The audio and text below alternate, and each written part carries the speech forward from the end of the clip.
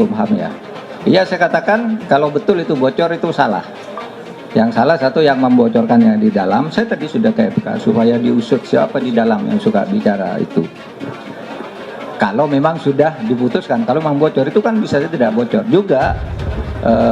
Denny juga supaya menjelaskan bahwa itu benar, dan itu nanti tentu akan terlihat dalam perjalanan waktu siapa yang benar, siapa yang salah. Tapi tidak boleh sebuah putusan belum diketok, sebelum putusan belum diketok itu tidak boleh bocor ke orang. Kalau sudah ketok itu harus disebarkan agar tidak ada yang mengubah. Kan itu kalau di MK itu. Nah itu aja. Oke lah, saya tanggapi singkat saja. Saya katakan di beberapa media ini ada kebocoran. Saya bilang ada informasi bahwa MK akan memutuskan. Memang belum ada putusan. Karena itu, apa maksudnya? Maksudnya adalah bagian dari advokasi, bagian dari pengawalan agar putusan MK dalam pandangan saya tidak mengarah ke sistem proporsional tertutup. Kenapa menjadi perlu dilakukan sebelum putusan dibacakan dan informasi yang mengatakan akan tertutup itu menjadi penting disampaikan? Karena jika sudah diputus, sudah dibaca di hadapan sidang yang terbuka, itu tidak ada ruang untuk melakukan koreksi.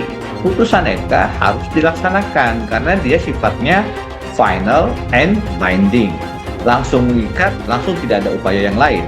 Ruang kemudian untuk kita melakukan, memberi masukan, mengawal agar putusan MK itu sejalan dengan norma konstitusi adalah sebelum diputuskan. Nah ini ruangnya sekarang, window opportunity-nya tinggal kalau minggu ini kesimpulan, bisa jadi minggu depan sudah ada putusan.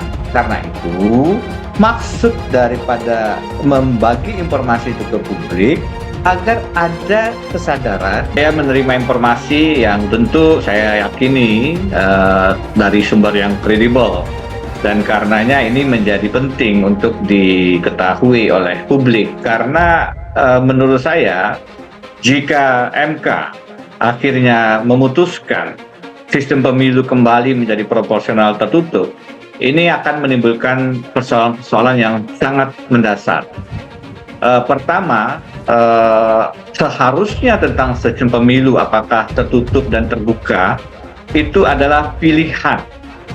Artinya masing-masing pasti punya kelebihan dan kekurangan. Karena itu dalam Undang-Undang Dasar kita tidak ada ketentuan yang mengharuskan menggunakan sistem pemilu legislatif yang mana. Nah, itu maknanya Undang-Undang Dasar memberikan keleluasaan kepada pembuat undang-undang, dalam hal ini Presiden, DPR, dan DPD, untuk memilih. Itu yang disebut dengan konsep open legal policy. Bahwa MK tidak menyentuh wilayah pilihan-pilihan politik itu, diserahkan kepada pembuat undang-undang. Nah, kalau sampai MK kemudian menentukan bahwa yang terbuka lebih tidak konstitusional, yang tertutup itu lebih konstitusional, ini MK sudah masuk ke wilayah lembaga legislatif. Itu tidak boleh.